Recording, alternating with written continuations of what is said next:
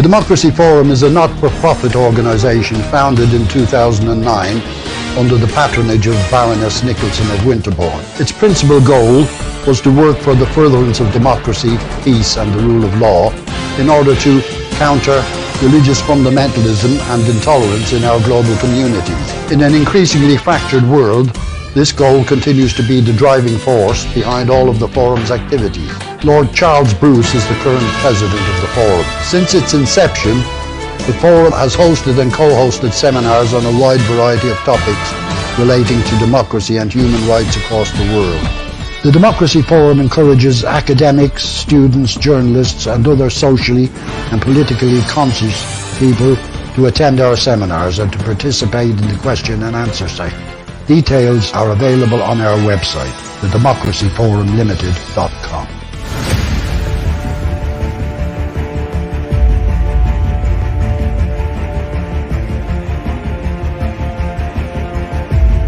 The US and NATO's exit from Afghanistan, and the Taliban's swift takeover, have created a new reality for the country and the region. Fresh opportunities and challenges have arisen for Afghanistan's neighbors to step into the breach.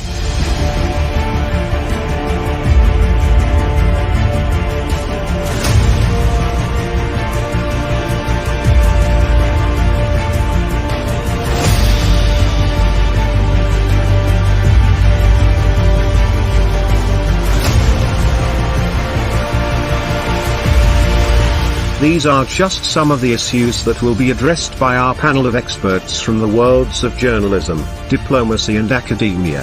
Please join them in our live debate, bringing your questions, comments, challenges and insights.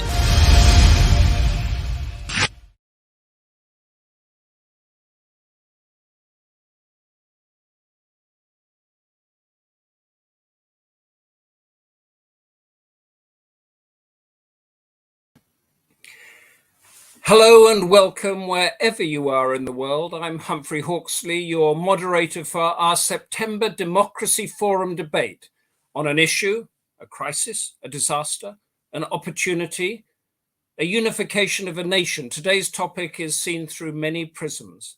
But among all that, it's a story of dreadful human suffering and massive political mistakes.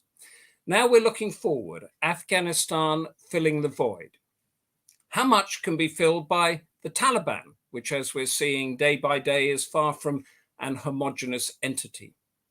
It's a question that goes to the heart, the void left by the withdrawal of the democratic West, its money, its strategic muscle, its guns, its dream of embedding this idea of democracy into a far-flung land that didn't work. Many Western embassies are closed. Russian, Chinese, Iranian, Pakistani, those embassies in Kabul are open, business still running, albeit not quite as usual. We have a panel of insightful and experienced contributors, excellent analysis. Weeda, Mehran, Shahrbanou, Tadjbakhsh, Norah, Niland, Praveen, Swami. Summing up it all will be a veteran grassroots British politician whose constituents have filled his mailbox with their experiences of anguish and helplessness of loved ones still in Afghanistan. Gardiner is a member of Parliament and chair of the Democracy Forum. But before all that, we go to Democracy Forum President, Lord Charles Bruce, who in his skillful and concise manner will lay out the canvas for our debate today. Lord Bruce, the screen is yours. Good afternoon and welcome to this webinar, which is being hosted by the Democracy Forum in response to the precipitous withdrawal from Afghanistan by US-led coalition forces and the consequential collapse of civil society. In seeking answers to what will fill the void that is left by their departure, I'm looking forward to hearing the views of our distinguished panelists. We're very grateful that each has consented to take part today, and I'd like to extend our thanks to Humphrey Hawksley for agreeing to chair the panel, and also to the team at the Democracy Forum for organising this event at very short notice. It was less than a month ago that we were alerted to reports that the civil administration of Afghanistan had imploded, a tragedy exemplified by the flight into exile of the President Ashraf Ghani. Although Mr. Ghani is hopeful that he may be asked to participate in a future power-sharing government, he is acutely mindful of the fate which befell a former president, Mohammad Najibullah, who was deposed by the Taliban when they overran Kabul in 1996. His mutilated body later paraded through the streets. The experienced Afghanistan correspondent, Jonathan Boone, who was in Kabul just before the Taliban arrived, found a city in despair, clearly recalling the events of 1996. Filing his article as The Last Days of the New Afghanistan, he reported gloomily that few expect the talk of an inclusive government to amount to much beyond a few holdovers from the now defunct republic being given figurehead roles in the forthcoming emirate. So what can we anticipate from the new regime? Traveling around Afghanistan 3 years ago, Ashley Jackson, co-director for the Center for the Study of Armed Conflict, found ample evidence that the Taliban were embarking on a campaign to win hearts and minds, and thereby offer a credible alternative to the administration of Ashraf Ghani.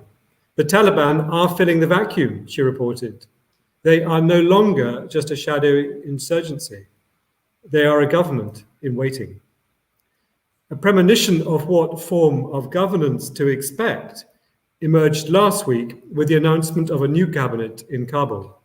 Undeniably dominated by Taliban hardliners, it is now clear the new regime cares little about diplomatic recognition from Western governments or winning the much-touted international legitimacy, writes the Financial Times correspondent in Delhi, Amy Kasman. Indeed, the need for the new government to earn its legitimacy was an issue that Secretary of State Blinken referred to repeatedly in a press conference in Germany last week. If the Taliban appears to be opting for diplomatic non-engagement, then inevitably the international community will struggle to find meaningful leverage. A paper published by USIP, the United States Institute for Peace, earlier this year, was emphatic on this point. The Taliban have never resolved the contradiction between their aspiration to international recognition and their commitment to policies that conflict with international standards, it wrote. And last week, President Biden was quick to discount any immediate advantage that Afghanistan's neighbors could hope to gain from America's withdrawal. China has a real problem with the Taliban. The same goes for Pakistan and for Russia, and is true for Iran. They're all trying to figure out what to do now, he said. Of the 4 countries cited by Mr. Biden, perhaps it is Pakistan's interests which will be most closely affected by the return of the Taliban-led government. It is Pakistan's predicament to have become a supplicant of both China and the United States, and this will determine its response to the change of regime in Kabul. Incidentally, this is an issue which the Democracy Forum has been tracking for many years. The seasoned diplomat, Maliha Lodi, who served twice as Pakistan's ambassador to the United States, recently reflected her government's deepest fear that America's military withdrawal will not be mitigated by diplomatic means, and much worse, could lead to renewed tension with India. Writing in The Economist last week, she warns us that the void opened by America's precipitate action injects uncertainty and volatility into the uneasy dynamic between nuclear-armed neighbors. Perhaps President Biden will come to regret telling Richard Holbrooke in 2010, as Niall Ferguson reminds us, that one could exit Afghanistan as Nixon exited Vietnam and get away with it. Well, welcome to this video-enhanced seminar this afternoon. If you wish to raise any points, please don't hesitate to put your questions directly to the panel. Thank you, Lord Charles Bruce. And food for thought there, the Taliban's own conundrum between its beliefs and its aspiration for international recognition. And your last point, the question as to whether America can get away with it, as it did in Vietnam. And as Lord Bruce says, challenge the panel, challenge me. Put your comments, questions, ideas into the chat, and we will feed it into the debate. Don't hesitate. Whatever angle you want to take, just go for it. This is the Democracy Forum. We have a very wide church of views here. Our first panelist is Dr. Weeda Mehran from the Department of Politics at the University of Exeter, although she's talking to us from Atlanta, Georgia. Her job might sound safe and academic, but in an earlier incarnation, Dr. Mehran lived in Taliban-controlled Afghanistan, became a refugee in Pakistan, so she knows what the people are going through there.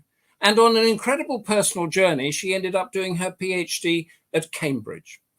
Now we're going to draw on her expertise as she's going to tell us about the Taliban's ability to govern Afghanistan, the general security situation, the threat from terrorism.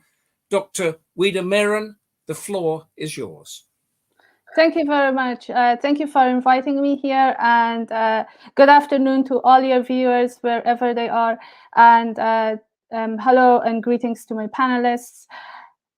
The situation in Afghanistan and whether the Taliban are able to govern in Afghanistan and bring security, to analyze this, I will start off with the new government of Afghanistan, with the new government that the Taliban formed, and whether the Taliban has changed, and if the Taliban can deliver upon their promises of bringing security in the country and bringing a clean government and addressing issues such as corruption that led to the fall of the previous government. So the Taliban, when announced their cabinet, the caretaker cabinet, just looking at that cabinet, we can highlight a number of major issues. First of all, it is not inclusive government. That was one of the promises that the Taliban has been giving, and it has been their narrative that the Taliban will form an inclusive government. However, it is not. There are 30 Pashtuns in the Taliban caretaking government, 2 Tajiks and 1 Uzbek, no Hazara, no Shia, and as expected, unfortunately, no women. And then looking at this and the characters that are there, they have 17 out of those 33 people on the cabinet. 17 of them are on one or another terrorist list. For example, Sirajuddin Haqqani, the current Minister of Interior, is on FBI and on the US Department of State and also on the UN list of terrorists. And originally the price for any information for his or about his whereabouts and on his head, it was $5 million. But FBI recently, after him being announced as the Minister of Interior, increased that to 10 million. And based on reports we get from Afghanistan, when he appears he used to appear even in mosques sometimes, but now when he appears in even meetings, the pictures that the Taliban are distributing on social media, they try to take a picture from an angle that his face is not showing. How long will the Taliban be able to do that, and how many of their caretaker cabinet members they can hide from the media? It's a question to be seen, because just the mere fact that 17 members of that caretaker cabinet is on the terrorist list can create a lot of issues, especially internationally and ethically, for international community to engage in diplomatic relations with them, to engage and communicate with the Taliban government. So, and then the next point about Taliban's cabinet is that if apparently there are two criteria that they have regarded and taken into account in order to select their members. They have to be mullahs or sheikhs or maulawis. All of them have it as prefix to their names. Some religious schooling, the old guards, the old veterans that have fought with the Taliban. So some level of religious education, and also having fought with the Taliban, having fought with the Taliban's movement. So there is obviously no inclusivity, despite the narrative that the Taliban has promoted over the past few weeks. Their government is not inclusive. And it hasn't. That also goes against the whole notion that the Taliban has changed. The Taliban, that this Taliban is version 2.0, and the Taliban has reformed. However, despite the fact that a lot of us academics, practitioners, journalists, lawyers, so many inside Afghanistan and outside Afghanistan, emphasized over and over during the past 2 years, actually, since President Trump signed the troops withdrawal agreement with the Taliban, that the Taliban has not changed. Nonetheless, that process went on throughout the whole last 2 years. The Taliban actually made the government of Afghanistan, who was sidelined by the Taliban, by the international community, and also during the whole process of negotiations with the Taliban, which ended up with the US-Taliban agreement. The government was sidelined, and the government made a lot of concessions, and the Taliban, almost every single request of the Taliban was met. However, the Taliban since then has not actually delivered upon any of their promises until they took over the Kabul, and the rest of until they took over Kabul, and essentially almost all of the country has fallen to them.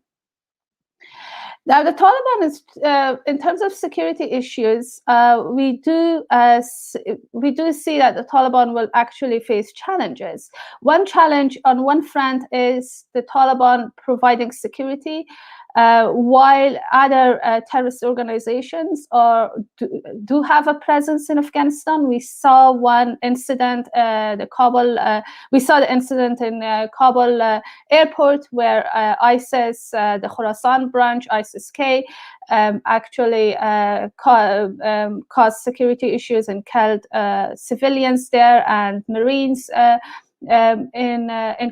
Kabul airport.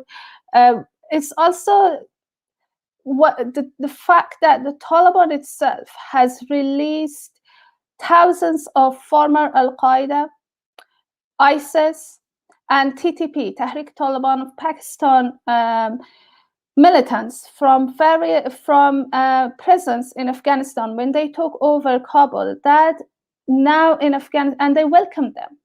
They welcomed them with open arms. They took pictures with them, selfies with them, and posted it all over the internet.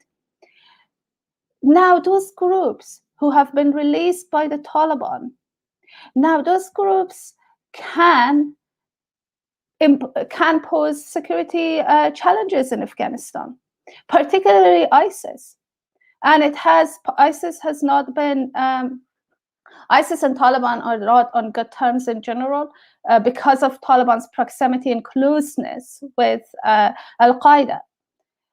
Now, if the Taliban is facing, in terms of bringing in security and also forming a government which would be acceptable, and if they can do that, is also facing this challenge that, on one hand, if the Taliban appeases the international community and tries to form an inclusive government, or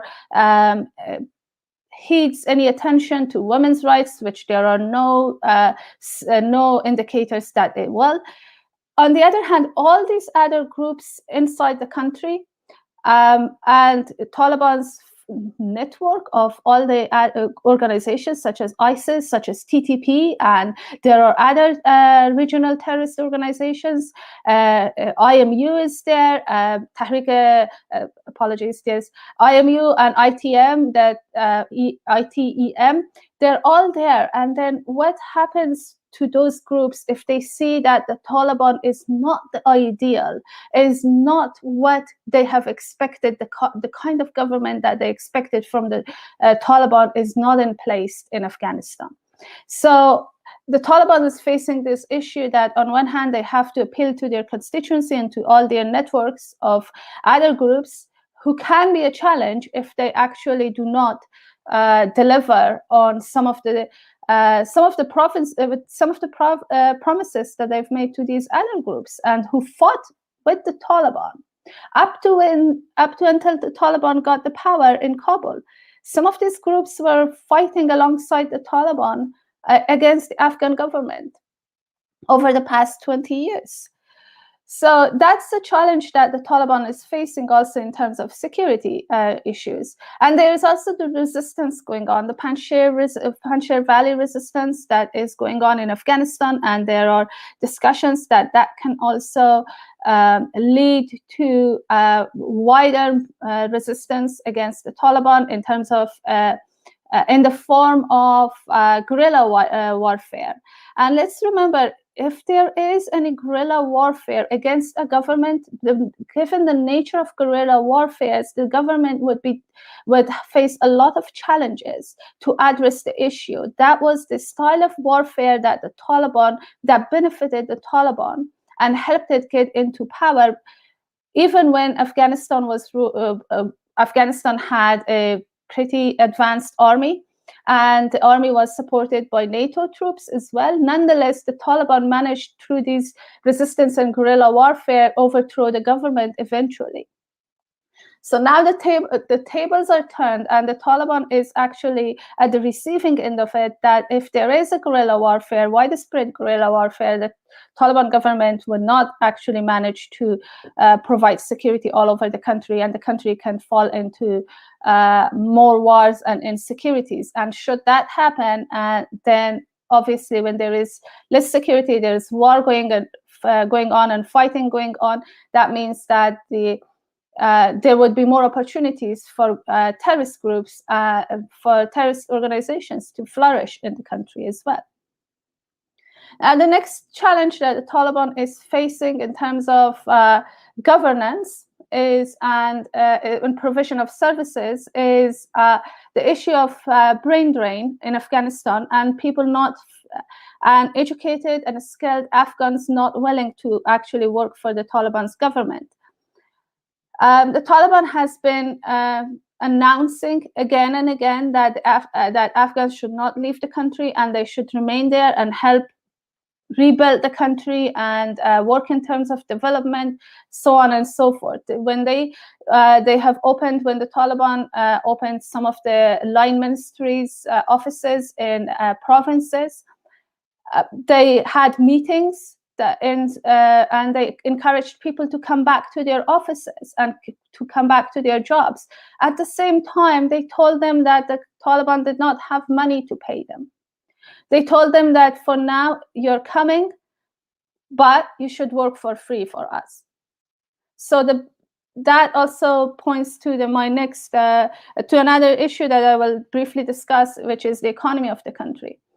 Now, that being said, while one of the demand was that you return to your jobs without any compensation, the next issue for people when they want to return to their jobs is, especially for women, for example, they're not allowed to go to their works because the Taliban does not, based on their ideological perceptions, they do not want women to work in an office and to work outside their houses, with the exception of very limited areas such as healthcare sector.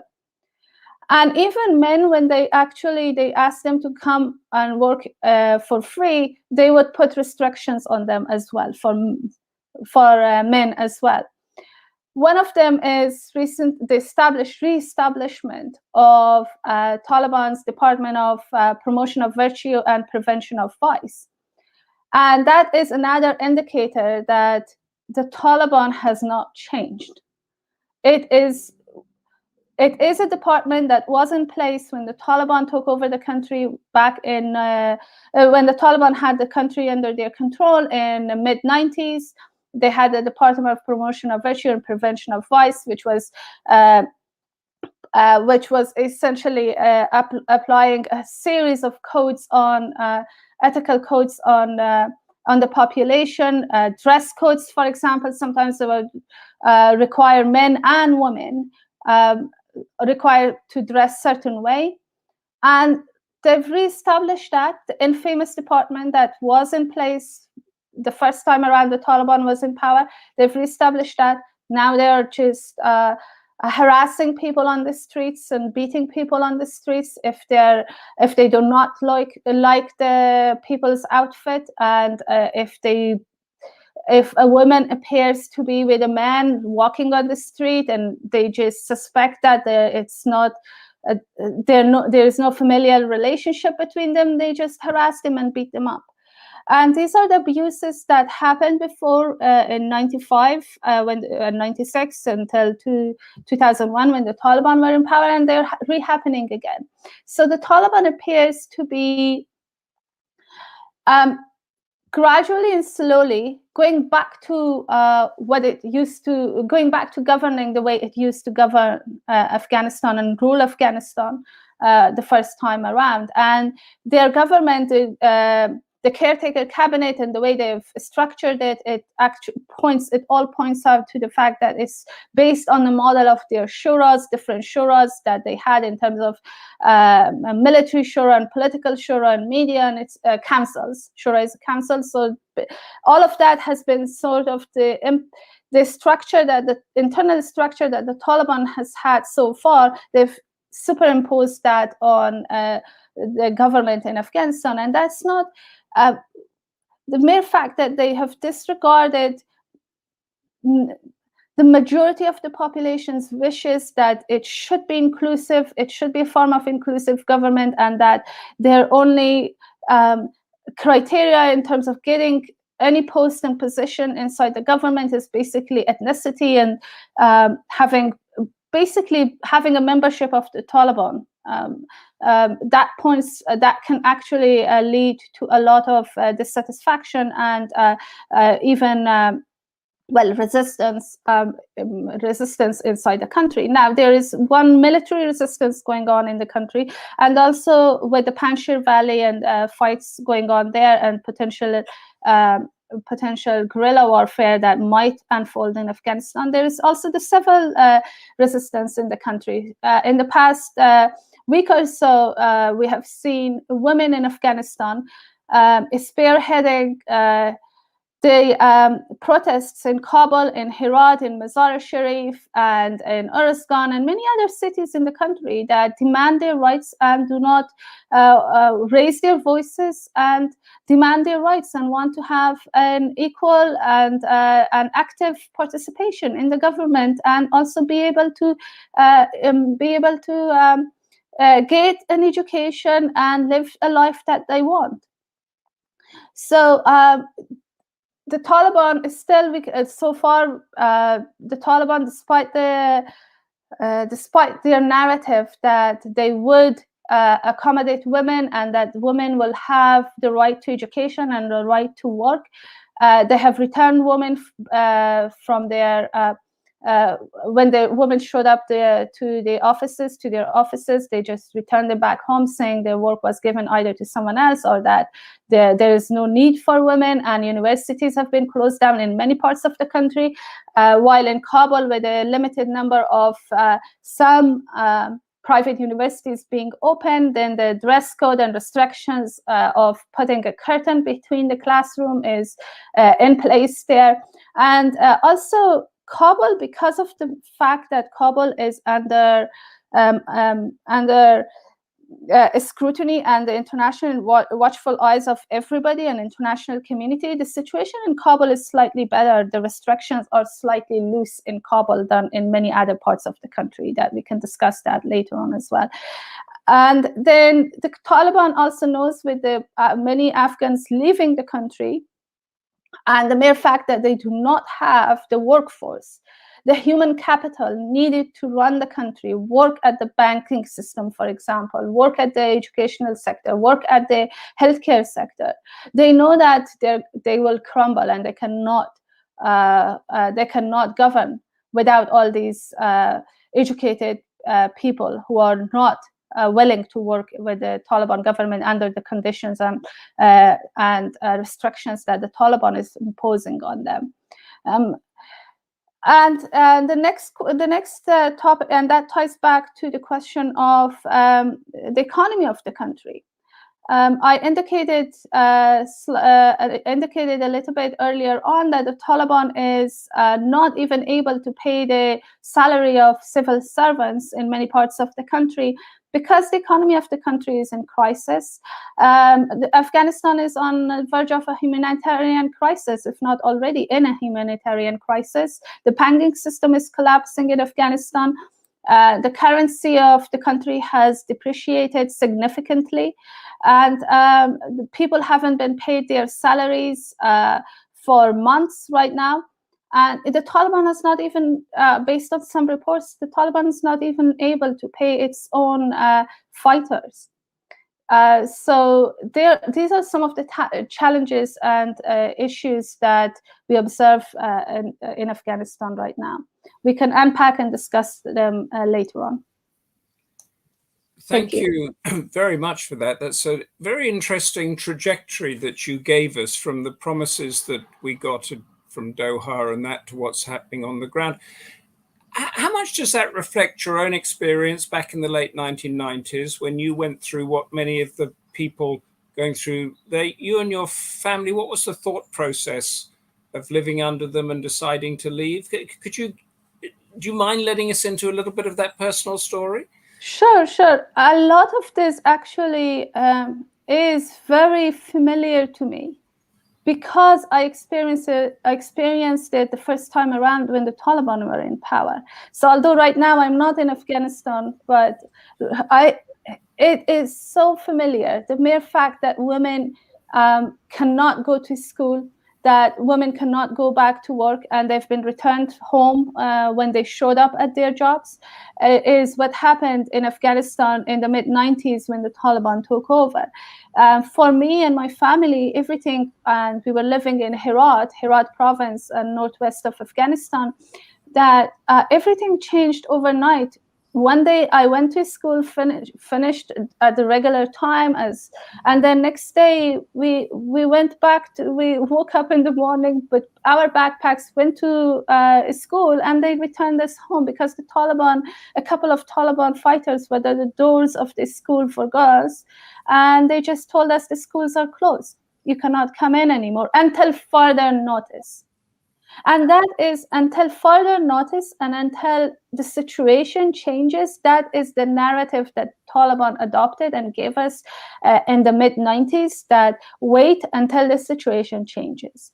And they kept announcing that we are not against women's rights, we are not against women's education, because Islam allows that and Islam encourages all Muslim and non-Muslims, all Muslims, women and men, I need to correct myself there, they need to gain an education. Nonetheless, they would say that at the same time the schools were closed. So, and they would say, but once we have the whole country under control, you will have that opportunity. And that's the narrative we see right now, that they say, recently Taliban leadership has been saying that our fighters do not know how to respect women who work. Our fighters do not know how to respect women who protest and they go outside their houses. That's why women should stay at home. Now, that's the exact same thing we heard back when in the 90s as well. So the narrative hasn't changed much. It's a mirror of what's happening. You're seeing the same thing happening. Exactly. It's the same thing happening right now as it used to happen in the mid-90s. The only thing has changed is the Taliban then didn't care much about its image, about its international image, but now it does care. Yeah.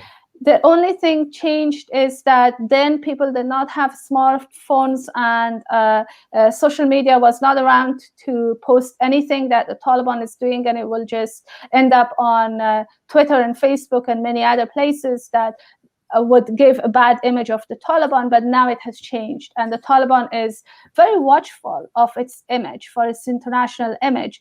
It has become very savvy in terms of its PR campaign, which the Taliban didn't have that trick up its sleeves in the mid-90s. Very interesting to see how all that unfolds. Thank you very much, Dr. Weeda, Mehran, for the moment, but don't go away because we've got lots of questions coming in. Francis de Souza saying, from where will the Taliban get the necessary resources to govern? A point that you made. Prashant Kumar, can Afghanistan people trust the West again? And Sama Ahmed, what is the average number of killings of common people before and after August the 15th? I don't know the answer to that. If anybody does, please put it in the chat or let us know. We're now moving into the region with Dr. Shahrbanou Tadjbakhsh, professor at the Institute of Political Studies in Paris, although speaking to us from Washington, D.C., I believe. We are very multinational in our geography today. She's a consultant at the United Nations, particularly on violent extremism and human security, an expert on Iran and Central Asia, and the co-author of a very prescient book in 2016, A Rock Between Hard Places, Afghanistan, an Arena of Regional Insecurity. She's going to explain how the region can best engage with the Taliban and go some way perhaps to filling that void. Dr. Shahrbanou Tadjbakhsh, the screen is yours. Thank you very much, and thank you for this invitation to speak at such an important time. And I will take the regional angle. We saw yesterday that the international community pledged $1 billion in aid. But what was quite interesting is that a few days before that, China pledged $31 million in aid to Afghanistan directly, independently of the international community's pledges. And on the 8th of September, we saw the foreign ministers of the neighboring countries of Afghanistan coming together and putting out a joint statement.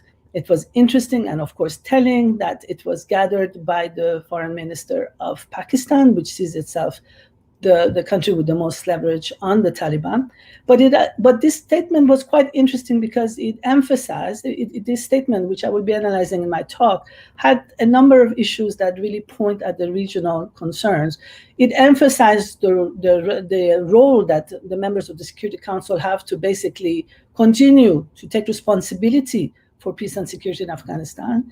This statement also emphasized that the international community should continue to provide support, finance the reconstruction, basically the survival of the Afghan state, but it actually also emphasized on the importance of working together as a region, overcoming their differences, their security concerns in order to create a kind of a regionalism.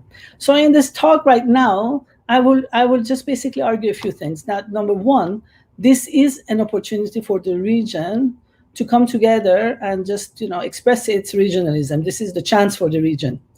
Number two, these basically positive impetus to have a regionalism is specifically about the potential for the economic exchanges, the economic basic progress that can happen if all come together and win together. But I will argue, number three, is that these type of possibilities is contingent on two very serious challenges. One has to do with the internal dynamics, whether the Taliban can answer the security concerns of the region, which are pretty much common, and four, whether the region will actually cooperate with each other or will continue its rivalries. And then I'll come with some kind of conclusions. So first, let us argue that this is a chance for the region to basically take ownership. Not, so far it's been mostly an international war and terror being played out in Afghanistan, in addition to the state building project in Afghanistan.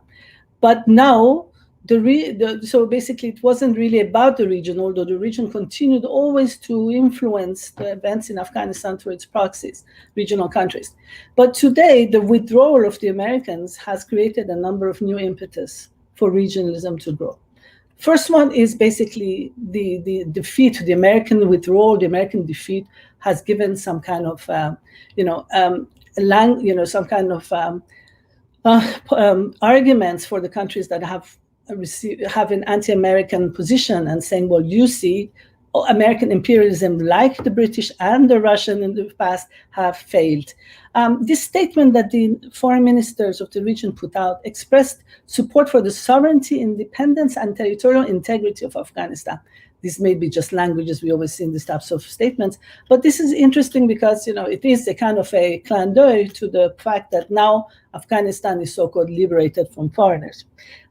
China has been adamantly outspoken. Interestingly, now China, that has been a little bit so far in international relations, a big supporter of economic projects, but not really taking very much political positions. But we've seen some very damning statements by the China's foreign ministry about the U.S. pullout being hasty, being irresponsible, causing a lot of serious negative impacts.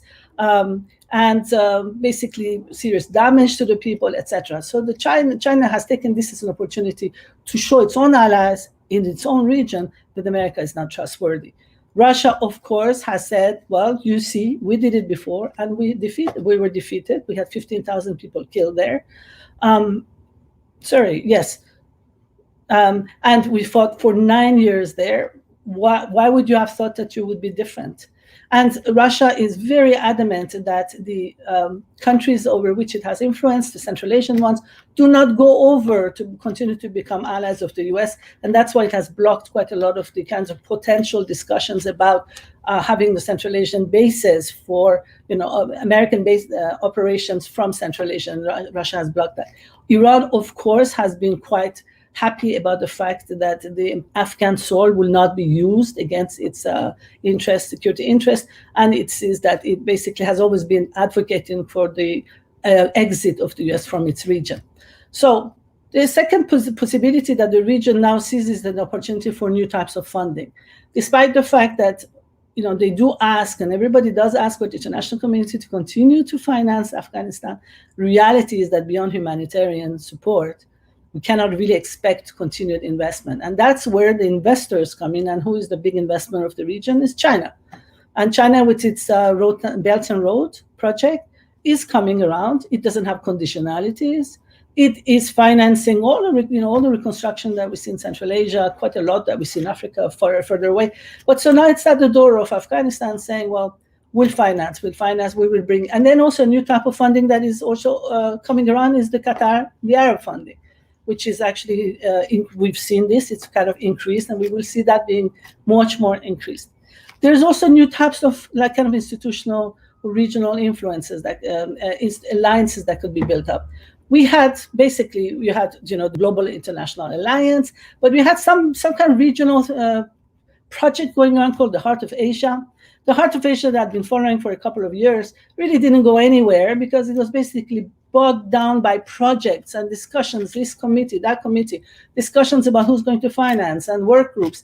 It really didn't really talk about the kind of political possibility of having a regional approach to this. It became really bogged down by projects.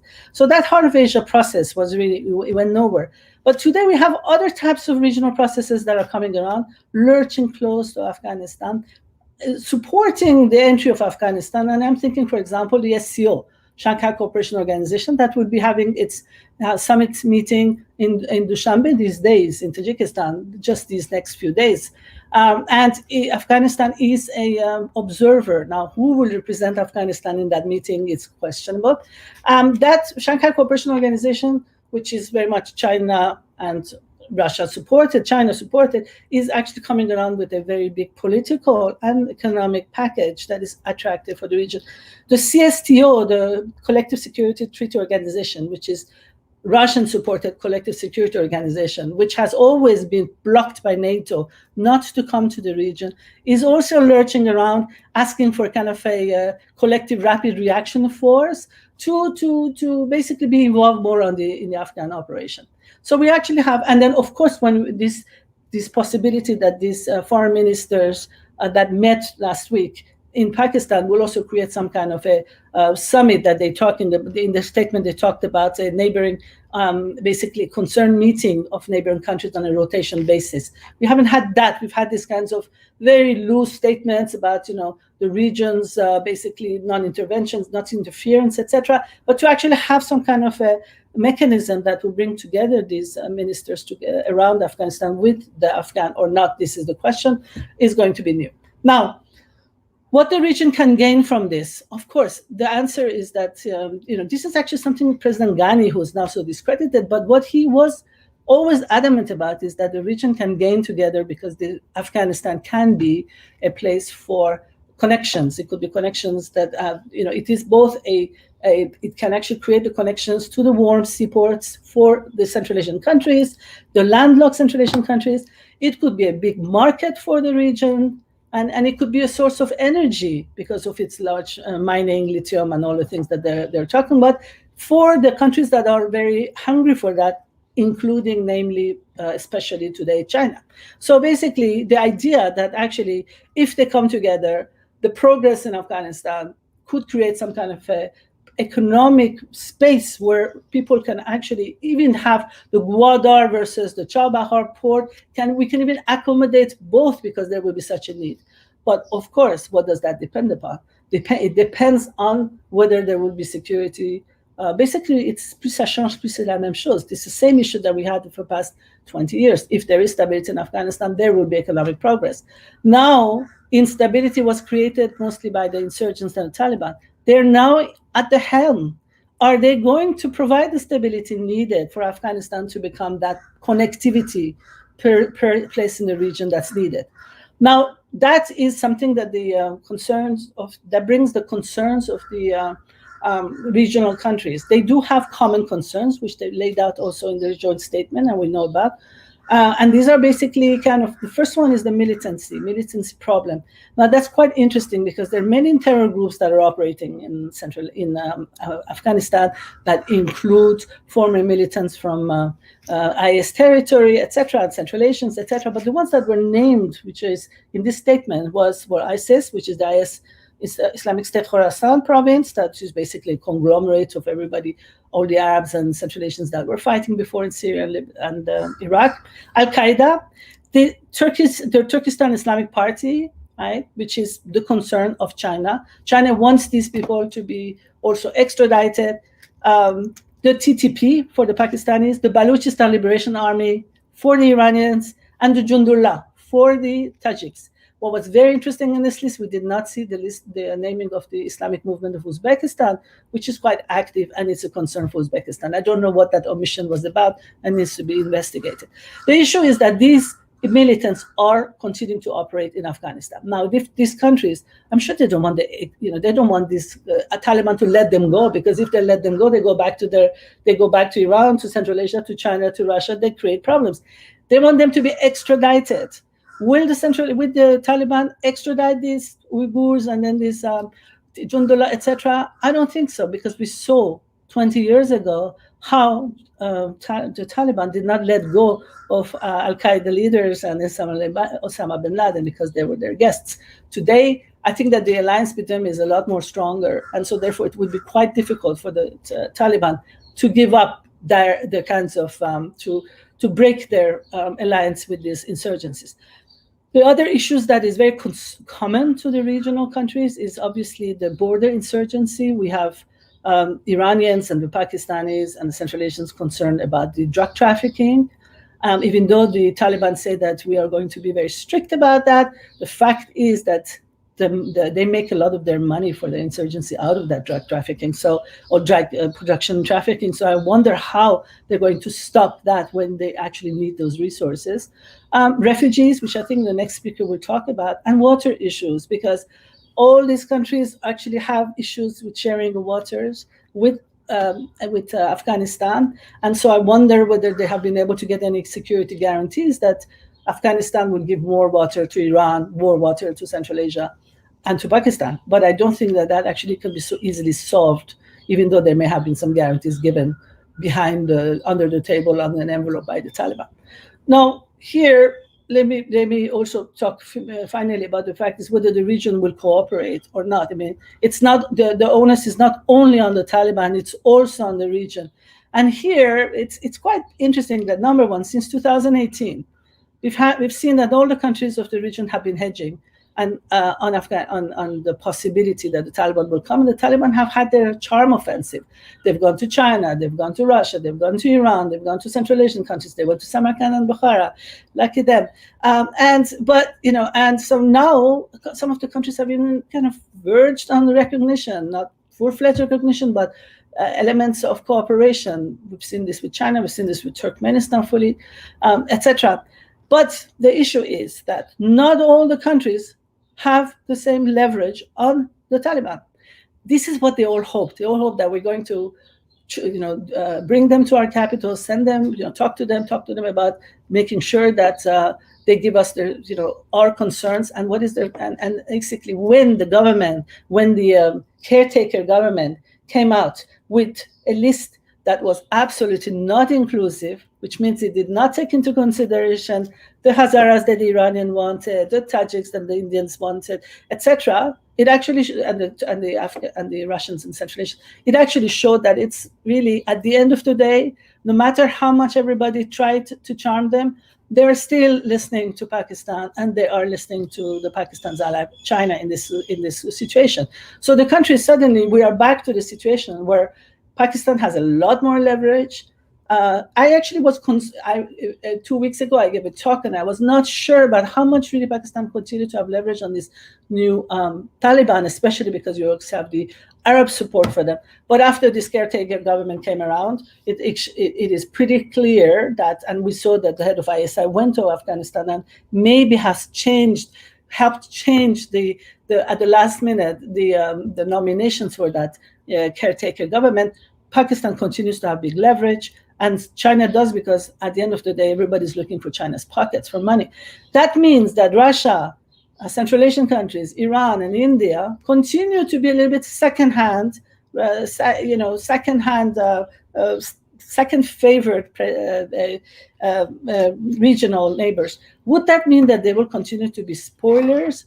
At this point, I don't think so, because there's a possibility. For example, today, the Panjshiri resistance is being supported by Tajikistan, but the other countries don't necessarily want that support to continue, because they would not want to have this kind of backlash of the Taliban. So I think that at this point they're just tempering and saying at this point, that let's hold out and a little bit wait and see. But the reality is that we are back to kind of the zero-sum game. The competition between these countries is high, and the regional. I mean, I wrote a book about how the problem of Afghanistan is also because of the fact that the regional countries are all projecting their rivalries on the soil of Afghanistan: India, Pakistan, Iran, Saudi Arabia, and Central Asia, Russia, China, etc. But today we have a situation where that rivalry is even more ingrained, because the Taliban do represent the interest of some of the neighbors and not. So finally, conclusion. What does all of this depend, really? The neighbor before, basically, if the region was talking with grand sentences about non-interventions and non-interference, and the Americans were on the ground. Today, we have a little bit of a different situations where the Americans and the Western alliance powers are behind the scene. They're out, but their support, but the countries that they're supporting, we're talking here Qatar, we're talking about Pakistan, are actually a lot more influential within Afghanistan than they were.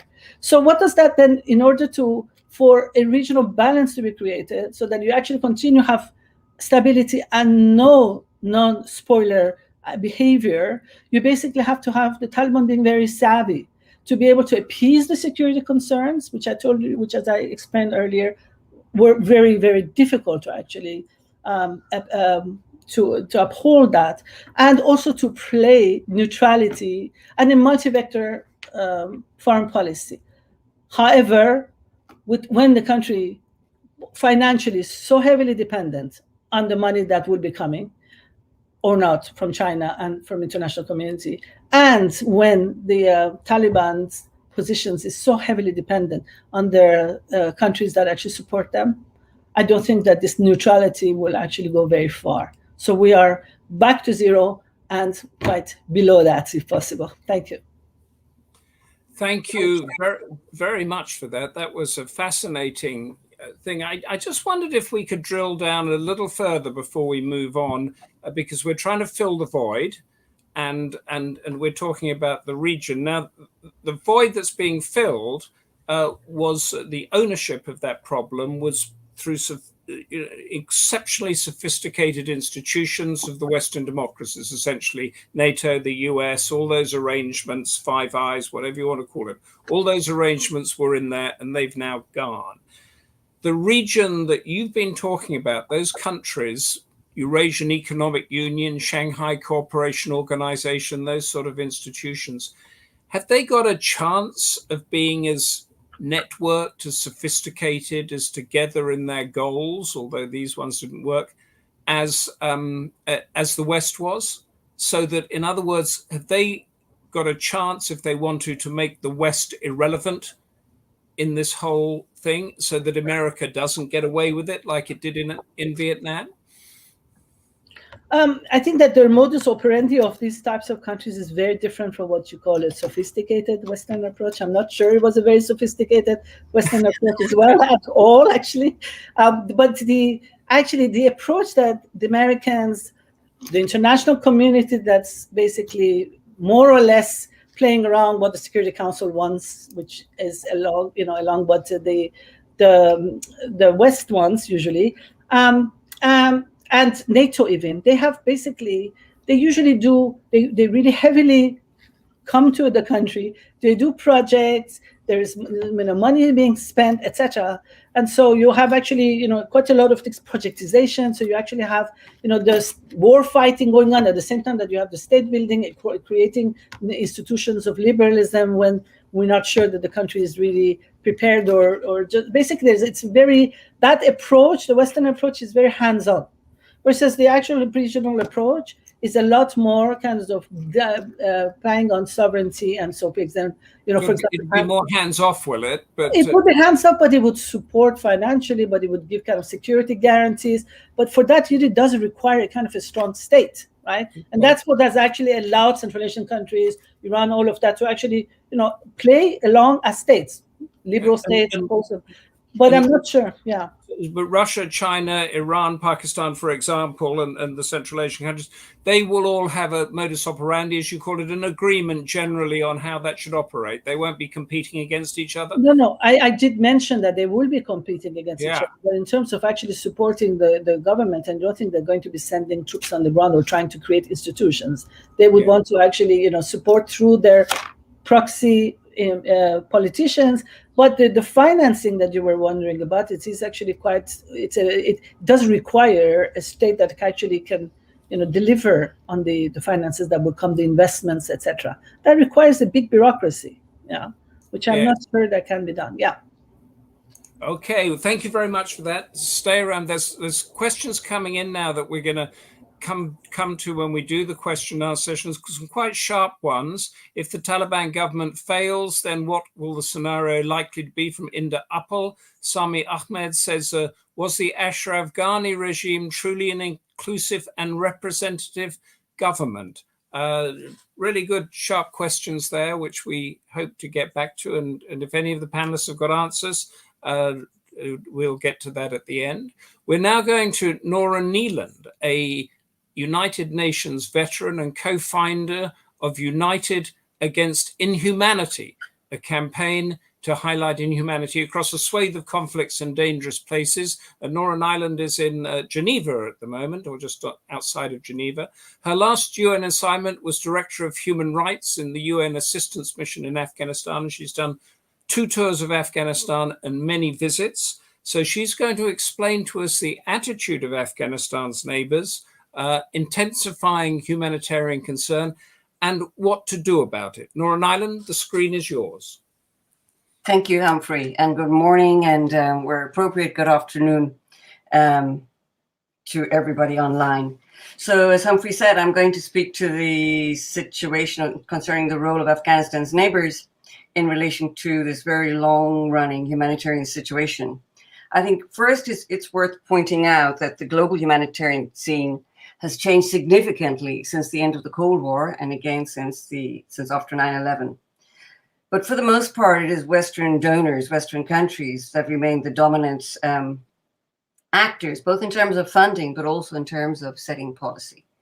Secondly, the need for humanitarian Afghanistan has remained a constant since the outbreak of armed conflict in 1979.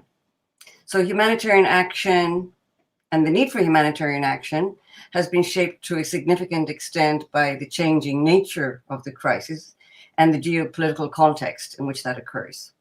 Thus, for example, after the Geneva Accords, going back to 1988, during the time of the Soviet occupation, Prince Sadruddin Aga Khan, who was then in charge of fronting the UN program in the country, set about organizing Operation Salam, Operation Peace, that pushed to ensure that assistance was provided to all without attention to politics, regardless of politics. So Prince Sadruddin's concept also included that of humanitarian encirclement, which included the provision of assistance and support through and from neighboring countries. So in the summer of 1998, he visited all of Afghanistan neighbors, as well as others, to mobilize logistic, financial, and political support. And some of these projects, some of the support included, for example, the Salam Express, which was a rail route from Finland, as well as the then Leningrad, now St. Petersburg, to provide support to Afghanistan. With specific reference to the situation of refugees, which of course is an issue not only for Afghanistan neighbors, but I will come to that in a moment. From the early days of the war, it was Pakistan and Iran that hosted and provided help to the bulk of the refugee population. Western donors did provide some financial support, but it's worth noting that for the most part, hosting nations, the help they provide is not documented in donor documentation. And this support in terms of the help provided by Pakistan and Iran has gone on, of course, for this past 4 decades.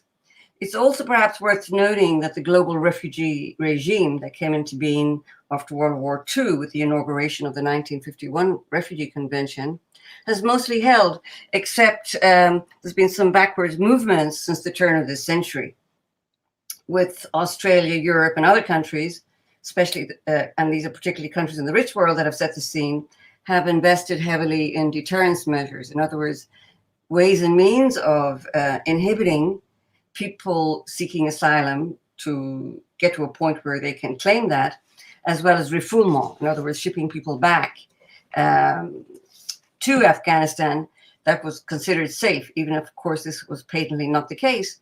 And this has been the situation, I'm sitting, as Humphrey said, in the middle of Europe, and this has been the situation of sending Afghans back to an Afghanistan that was deemed to be safe until a few weeks ago.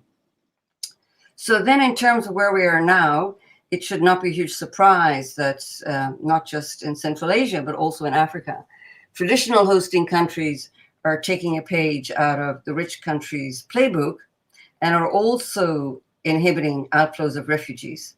So then in terms of Afghanistan neighbors, we've already seen that in Pakistan, for example, both, it's not just the government, it's also society and the media have been quite open in their hostility to the potential of new outflows of refugees, and walls and border arrangements are much more stiff than before. So it's actually going to be much more difficult for people without the necessary documentation to arrive, for example, in Pakistan and to express the need for refuge and a claim for asylum.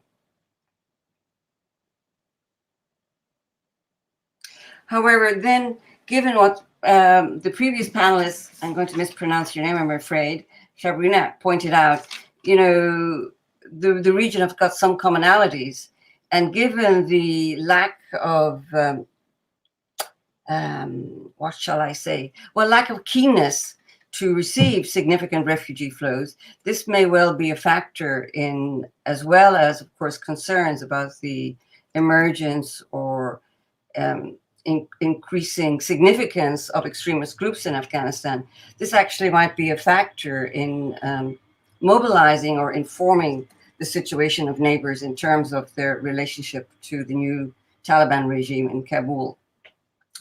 And I mentioned earlier that the Afghanistan has been a situation of humanitarian concern for quite some time. This, of course, has been the case in recent decades, including, of course, then before the Taliban arrived back in Kabul in the middle of, I guess, just about a month ago. So, and I'm going to go through a few facts and figures, but not through all of them in the interest of time. But I think it's reasonably well known that in addition to the impact of the war, the accumulated impact of the war, and I saw one of the questions was about civilian casualties, and of course, to a significant extent, these have now decreased significantly since the middle of August. It's not clear yet if the war is actually over, but the type of armed conflict that has persisted for this past while has significantly decreased. So in addition to war, Afghans are also struggling with the problem of drought and COVID. So it's a difficult situation on the ground. And there has been a strong humanitarian community that includes Afghans, of course, and a small number usually of international staff.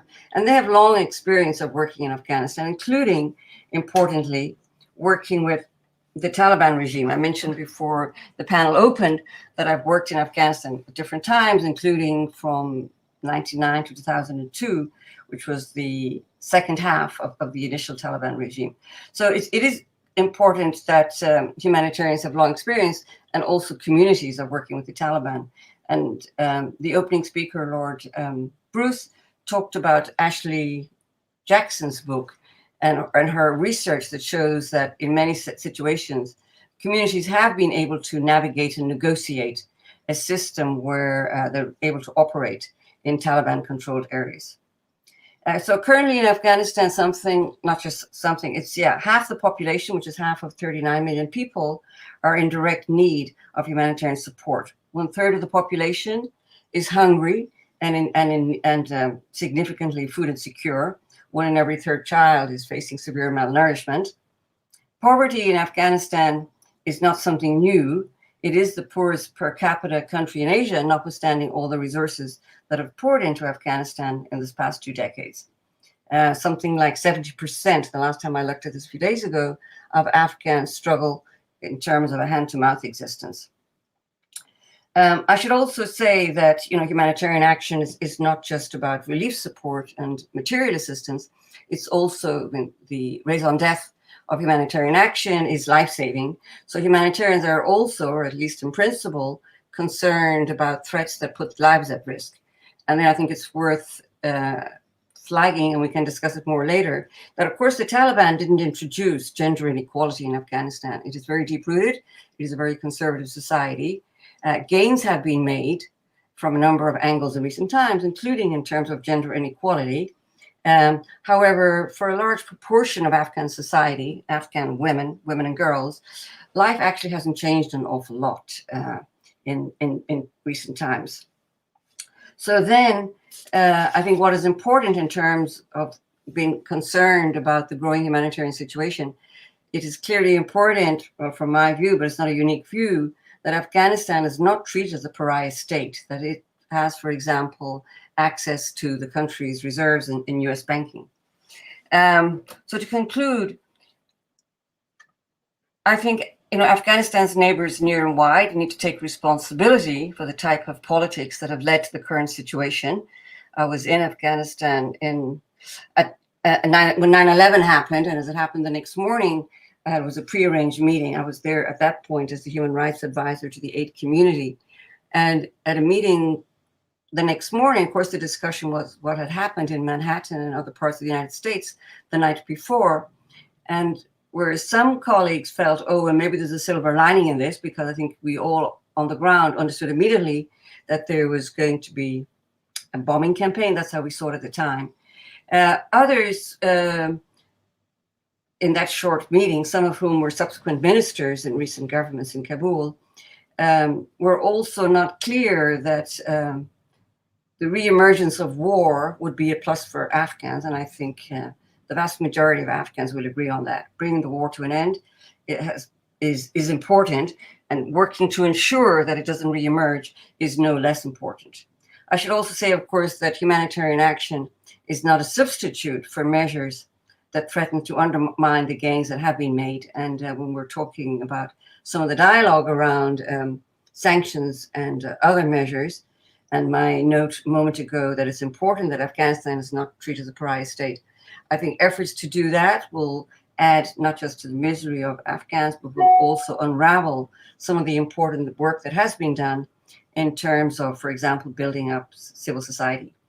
Now, I know the question is asked often in recent times, have the Taliban changed? I'm not going to attempt to answer that now, but do want to flag that Afghanistan, the country, has changed.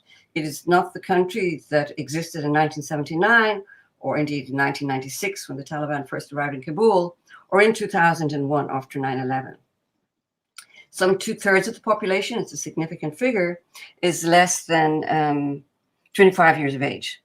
And this younger population is growing up in a different society to that of their parents and their grandparents. It's a society where a huge number have mobile phones, where the media is much more prevalent than before, where there's been greater access to healthcare. I mentioned already a stronger civil society, including a human rights element to that. Back when I worked in Afghanistan during the last period of Taliban rule, there was no Afghan human rights civil society as such, and that is now no longer the case, and that's a real positive. So my own take on this is that it's really important that the gains that have been made are acknowledged and supported, and that we have faith in Afghans and Afghan civil society to push back against measures that unquestionably many will find obnoxious and unacceptable. And then I guess the last thing I will say is that, for too long, Afghans have suffered from policies that are dangerous, deadly, and dysfunctional. And going forward, it's a plea to all of us concerned about Afghanistan that it's the safety and well-being of Afghanistan inform policies so that they are able to get back on their feet, and that we do indeed finally bring an end to the need for humanitarian action. Thank you. Thank you very much, Norah and Niland, there for outlining the humanitarian situation. And I just wondered if I could clarify with you, well, your experience really, if you were there in 9/11 and you've had a lot of experience in this, in the international aid situation generally. We're talking about filling the void. We've heard about the other countries around that becoming interested at the withdrawal of the US. How is that reflected in aid in Afghanistan or elsewhere, whereby we are used to it being led by the Western countries making the pledges and moving in there and the UN resolutions and everything? Is how it's working now in Afghanistan and will work in the future? Or are we likely to see a Russia, a China, a Pakistan, and Iran, an Indian-led different sort of system coming in there? Well, I flagged, I didn't want to divert too much to saying how, compassion has always existed from the beginning of human time, and formal humanitarian support, the infrastructure, the architecture for that has also evolved a little bit. It hasn't changed too much. And I made the point that it's still very Western dominated. But now that I have a few more minutes, because I did try to keep inside the 8 minutes. Just a couple of minutes, yes, please. Yeah, so I think it's important, not just in Afghanistan, but elsewhere, whether I'm in Yemen or Central African Republic or Syria, the bulk of the work is done by national staff. So it is true that a lot of the top leadership and a lot of the better known agencies are international agencies, whether that's Oxfam that is based in the UK or International Rescue Committee that is based in New York. However, the bulk of the work is done by national staff. And in different periods, and I presume recently, when the country has gone through this chaotic period of the departure or collapse of the previous government, it would have been national staff and those small handful of international staff that stay there that will continue to maintain programs. Now, I also know from speaking to colleagues on the ground, this is mostly NGO colleagues, but also seeing what Martin Griffiths, the emergency relief coordinator, has been saying since his visit to Kabul a few days ago, that the Taliban have offered assurances. I mean, they did that already before the 15th, as they took Lashkar and Kandahar and Herat in those places. They did provide assurances to aid groups on the ground that they should continue as before. And that's important. Do I have a crystal ball as to whether that will continue to be the case? No, but it would surprise me greatly if there were major obstructions put in the path of humanitarian endeavor. Quite often during the Taliban regime period, one of the biggest problems was sanctions from outside. So humanitarian work does need financial support. It also needs political support. So I think these are some of the issues that Afghans, and then by extension aid agencies, will face if we decide to cut off any support to the country. Okay. And just all this stuff on the ground, this is still mainly Western-led institutions. It's not a Chinese or a Russian or anything like that. These are mainly the ones that we're familiar with. That is correct. And as the previous panelists, really pointed out, China has provided something like 31 million, I read the other day. Yeah. China has also been invested in Afghanistan. That became more difficult in recent times in terms of the mining it was doing. But I think this recent changes, given the combination of factors also between Pakistan and China, that whereas China is rightly and understandably concerned about extremist groups, as tend to be all other countries, its recent changes have opened more opportunities for China in Afghanistan. Right. Thank you so much, Norah and Niland. We are going to come back with you because there's a note here from Star LL. In the US, Afghan refugees are being charged $575 per person to apply for humanitarian parole. So cruel in a country largely responsible for their plight. Are you aware of that, Norah and Niland? Well, actually, my name is Norah. That's enough. I actually saw this the other day, but I didn't investigate it. But it is clear. You, Humphrey, and other colleagues are sitting in Britain. The restrictions and deterrence measures that have been put in force are really, I think, morally reprehensible and have also proved deadly. We've seen a small increase in people crossing the channel, for example. So, and as I mentioned, until quite recently, European countries, including Germany, Britain, et cetera, were sending people back to Afghanistan. And basically, the arguments they were giving to NGOs contesting that, for example, in Britain, was that Kabul was safe. Now, it's very difficult if anybody knows even a little bit about Afghanistan to claim that Kabul has been safe. Yeah. And now we're suicide attacks and other attacks going off all the time. And now in Britain, we're turning boats back from France. So that's a whole different topic. But because we're going to broaden out the debate now from Afghanistan with Praveen Swami, a journalist and author, consulting editor for the Network 18 group with its massive viewing figures in India and wider.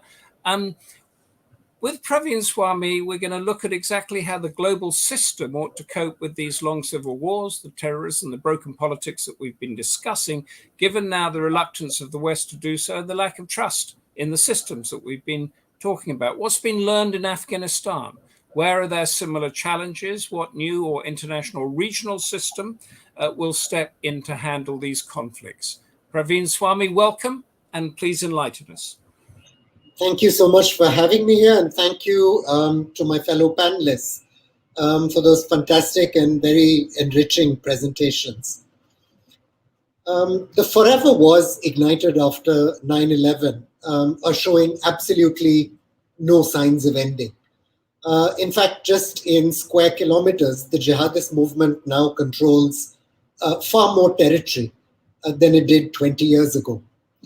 At the same time, we're seeing that Western powers are showing an ever greater disinclination to commit the resources and lives needed to discharge the centuries-old imperial obligation, if you like, of keeping peace and global order.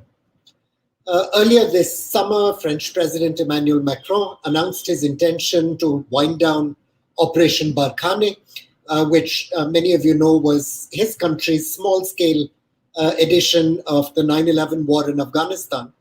And France will be bringing back many of the 5,100 troops it has now deployed in Mali and across North Africa. The reasons aren't hard to find. The United Nations has recorded that jihadist violence is actually up in that region and has spilled from northern Mali into the country's central region, as well as Burkina Faso and elsewhere. In fact, across Africa, we're seeing similar tendencies. Oil-rich Mozambique, jihadists successfully stormed the town of Palma earlier this year. The 14-year-old war against Al-Shabaab terrorists in Somalia has made no discernible progress, and there have been some on and off noises within the African Union peacekeeping force, AMISOM, about maybe finding a different force level and about long-term funding issues. Africa isn't the only region in the world to be having problems with failed and flailing states. Parts of Myanmar next door to India, where I am, have had chronic insurgencies in the north running for decades now, problems in Yemen, Syria, Libya. And I should add, these are not only classic insurgency problems. Relatively affluent Mexico has been pushed to the edge by a savage narco-insurgency in some years, 2016-17. It claimed more lives than in most jihadist theaters of violence, including Afghanistan. So the bottom line is this: there's no telling where the next crisis might erupt and for what reason. Revolutions in West Asia, the Middle East, might threaten global hydrocarbon supplies. The rise of East Asian drug empires is not inconceivable. And ever since 1945, the world has more or less rested on the assumption that the great powers led by the United States would contain these crises. That may no longer be the case. I think it's worth starting by looking at what lessons we've learned about maintaining the order before going on to some of the challenges that lie ahead. Well, the first thing we know is about fighting insurgencies. Force is seductive, but it often achieves little. We learned that, of course, in Afghanistan or Iraq. But as any military historian would tell you, successive powers have learned this in various parts of the world. There is this considerable sort of self-image about British counterinsurgency, Hearts and Minds. Hearts and Minds was part of the story, but the other part was the concentration camps in which hundreds of thousands were interned in Malaya and Kenya, institutionalized torture, extrajudicial executions. It achieved very little other than actually possibly speeding up the eventual tempo of British imperial withdrawal. Algeria and Vietnam similarly taught the French that massive violence was often counterproductive. It often worked to empower the very adversaries counterinsurgents sought to stamp out.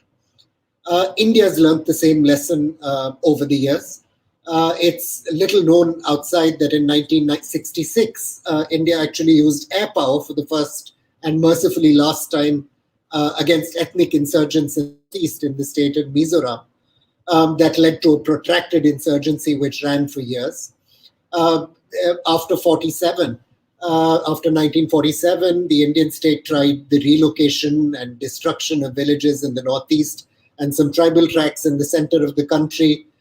India similarly learned that coercion usually creates problems worse than it can solve. The problem is we're less clear about what actually works. And I'd lay out three, if you like, successful lessons of counterinsurgencies. I'll start with the military one.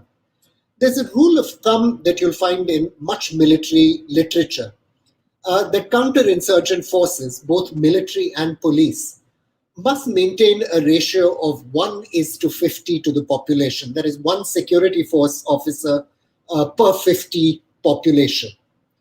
The problem's been that Western powers have generally, in their campaigns in Afghanistan, in the Middle East, and in Africa, been unable to bring anything like these numbers of personnel to bear for reasons of cost and of resources. To give the example of India, for example, in Kashmir, which isn't necessarily a roseate example in all respects to do with human rights, but is reasonably orderly and has very low levels of violence today. There are some 352,000 military, the vast bulk of those committed to guarding the line of control with Pakistan and ensuring there's no cross-border infiltration, and give or take maybe 150,000 central and federal and state police. Afghanistan, by way of contrast, which is 3 times the area of Kashmir, has considerably less road mobility, considerably less well-developed state structures, had some 300,000 security forces all told to guard a much larger area. The second lesson we've learned is that counterinsurgency is most effective where it's able to build civil institutions and some semblance of the rule of law. This is, again, easier said than done. In Afghanistan, both the Soviet Union and the United States were unable to build enduring state structures that could intervene in the administration of everyday life. For the vast bulk of these countries, apart from the military, there was no effective presence of the state at all. Both, in turn, unlike past imperial powers of the 19th century, really lacked a cadre of administrators who could be deployed for this purpose overseas over any great period of time. Finally, you'll see from successive reports of the Special Inspector General on Afghan reconstruction that typically bureaucrats, administrators were posted for lengths of a time, maybe lasting a year or shortly afterwards, effectively meaning you had a rapid turnaround of bureaucrats and administrators who had to relearn the lessons of their predecessors time and time again. Contrast this with imperial powers of earlier generations, where often civil service officers went to spend their entire lives in the country to which they were to which they were assigned. There's no great imagination needed to see why earlier imperial interventions had these resources which modern great powers have been unable to bring to bear. Empires intervened for most of human history in resource-rich regions where there were revenues to be attracted. In most modern theaters of violence, whether it's Afghanistan or in Africa, Western states have no realistic prospect of returns on their investments. The price of intervention, if you like, put crudely, outweighs the potential costs of doing nothing. For all the public furor it ignites, the strategic costs of a few terrorist bombings are negligible compared to the crippling financial outlays needed for long-term insurgency. If I may add, I'm very much more skeptical for those precise reasons that China or the regional powers, some pious noises notwithstanding, will actually bring any serious financial muscle to the table on Afghanistan.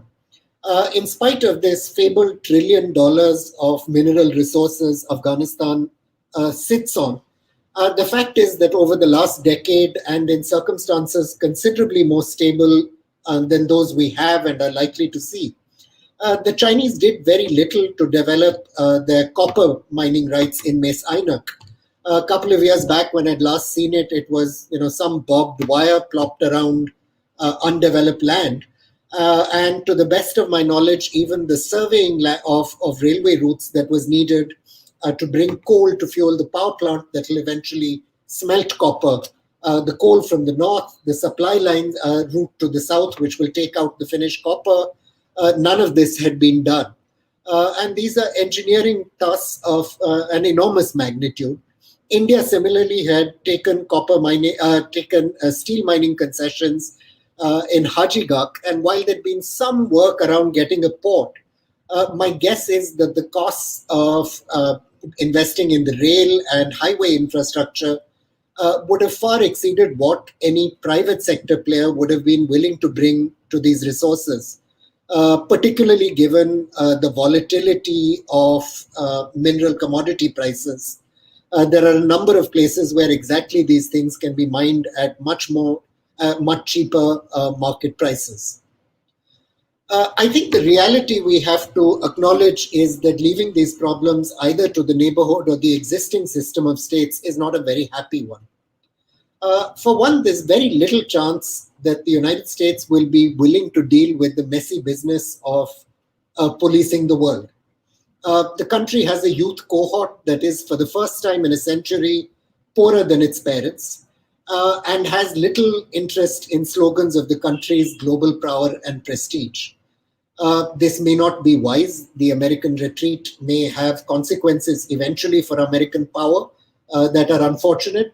But I suspect it would be a brave and rash political leader who would commit to committing large amounts of money anywhere in the world.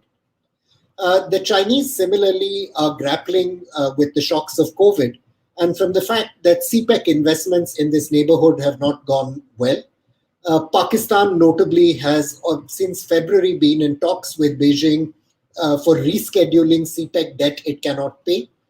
Remember, the Pakistani economy is orders of magnitude more stable, more resilient than the Afghan economy.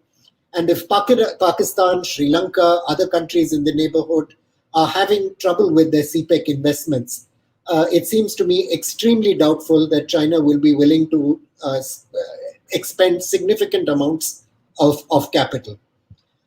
What do I see then happening? I see neighboring states, as many have said, make some limited concessions to humanitarian aid in the neighborhood. We're already seeing some signs of that. I also see them, as again others on the panel have said, making some resources available to their clients and proxies in the neighborhood. But I do not see them being willing to invest either the financial capital or the state building capital needed to create anything like a functional system of state authority in Afghanistan. Let us remember, moreover, that there is a reason why Afghanistan and other countries in the similar situation ended up in the particular problem that they have found themselves confronted with, not just now, but over the best part of a century. Stable Asian states were largely built in the high noon of British imperialism because the empire was able to take revenues from a global system of maritime trade and concentrate those resources in building central authority. In resource-impoverished nations like Afghanistan, neighboring empires that were willing to invest in other regions were, for a variety of reasons, simply unwilling to commit those resources, knowing they would never get those investments back. Ought the world be doing something about this? In my view, yes. There are common problems regional actors and actors far away face as a consequence of these flailing states and poverty and polities. There is the problem of refugee flows, which has been flagged. There is the problem potentially of narcotics flows, which, as I mentioned, you see even in countries from countries like Mexico and Myanmar that are not seen as violence exporters in a classic sense. And of course, there is the problem of terrorism. This will continue to be certainly a problem in Afghanistan. Terrorist groups like Al-Qaeda have not disappeared and will not disappear. And it is in the common interest of the state system that it finds a way forward. In my view, there is an urgent need for a multilateral dialogue to replace the single point dependence, if we'd like, that we've had on the Western states to bring about these kinds of change, and look at what a multilateral framework for global peacekeeping might be, and more importantly, where global finances for state building and polity building might come from. It's my view that we just haven't had enough of a conversation on this. And if we fail to do it, Afghanistan is going to be, sadly, the first in a very long series of crises that we will see unfolding across the rest of this century. I'll leave it there. Thank you. Brilliant. Thank you very much for that. We're going to open now for a few minutes of Q&A. My first one to you, Praveen. You mentioned about the spread of jihad since the war on terror began. Is it better or worse under the scenario that you just put out, where everybody's more hands off? Just a very quick answer. Is it the war on terror gave us this spread? Are we in a better or worse situation now? I think we are in a worse situation, and it is going to continue to deteriorate. I think many mistakes were made in the course of the war of terror, but these conflicts are driven by a plethora of local circumstances that aren't going away. Okay, thank you. And now we're open. That was my question. Now, Iraj Patel, I'm going to give this to you, Praveen, because you're there, and then we're going to open the screen to everybody. Very quickly, it's almost a yes or no answer. From Iraj Patel, will Pakistan gain more leverage in Kabul under Taliban rule? Absolutely, yes. Pakistan is the most entrenched actor in Afghanistan. It has a long relationship with each of the factions now ruling in Kabul. You can question whether Pakistan's interests are in fact best served by its enmeshment with those forces or not. I would say not, and I think Dr. Mehran may have more insight to give on this. But Pakistan will seek to micromanage and control the structure of power in Afghanistan. It's already ejected, I note, a number of people within the Taliban umbrella who were purported to have close relations with Iran. Right. Okay, that's great. So it is going to gain more leverage. It's a win for Pakistan, which is a lose for India. You're in New Delhi, of course, so that's it. The next question is from Inda Upal, and if I could ask Weeda Mehran to address this. If the Taliban fails, what is the scenario likely to be? Oh, that's a difficult. Well, it's difficult to project in the future what will happen in general. But in what regard does the Taliban fail? In terms of security, if the Taliban fails in terms of bringing in security in Afghanistan and maintaining this level of security that it has been, then we will have another civil wars in the country, and the terrorist organizations, as I mentioned earlier on, will be strengthened in the country. Now, let's also just let me point out that right now the relative security and stability in terms of security that we have in Afghanistan, and then the Taliban with the narrative of, look, we have brought you security and it's safe right now. But let's bear in mind that it was the group, the Taliban, the insurgent group or terrorist group, however you label it, that was responsible for the lack of security and all the insecurity situation in the country. They were attacking people, they were creating, responsible for suicide attacks alongside with other organizations, etc. So in short, if the Taliban fails to establish a more inclusive government, right now this is a caretaker cabinet in government, if it fails to establish a more inclusive government, and if it fails to address economic situation in the country, which is deteriorating, and if the Panjshir Valley resistance strengthens and spreads over in different parts of the country, then we are going to face more insecurity and civil war probably in the country. And a question earlier from Francis Souza, who's had to go, unfortunately. If I could put this to Shahrbanou, Tadjbakhsh, is there a scenario following on from that whereby the Western communities or any other community might again intervene against the Taliban in Afghanistan? Can we envisage that scenario? Shahrbanou Tadjbakhsh? Yes, I think that there's been some discussions that if Afghanistan fails, then it becomes a haven for terrorists, that they will need for the international community to go back in. But I also agree with a friend from India that there is no more appetite. It is very difficult to reconstruct a state. Imagine that so many people have also left Afghanistan, to bring them back, to recreate bureaucracies, to recreate a state, is not really in the interest or the appetite of me. So I think the scenario is very unfortunate. If it fails, and it will become a kind of a stateless, something like the Northwest Frontiers, Fatah region.